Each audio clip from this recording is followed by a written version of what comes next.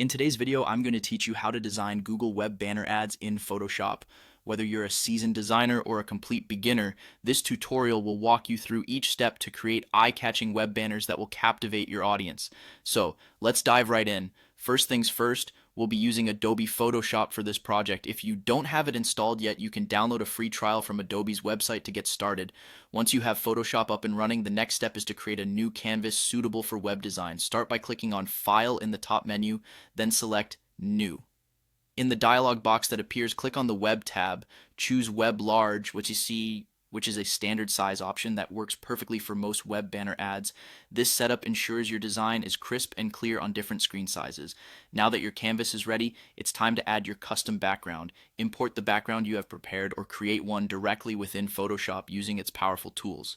To do this, simply drag your background image into the canvas or use the shape and gradient tools to create a visually appealing backdrop.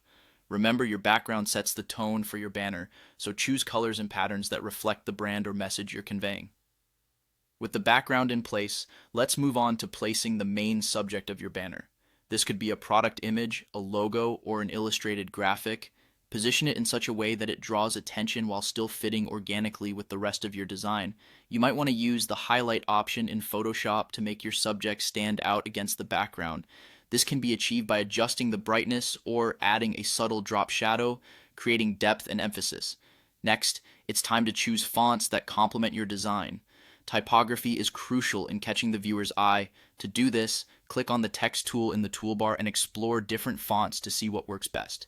Remember to keep your text clear and concise, opting for fonts that are readable and align with your brand style. Play around with font sizes, weights, and colors to see how they enhance the banner.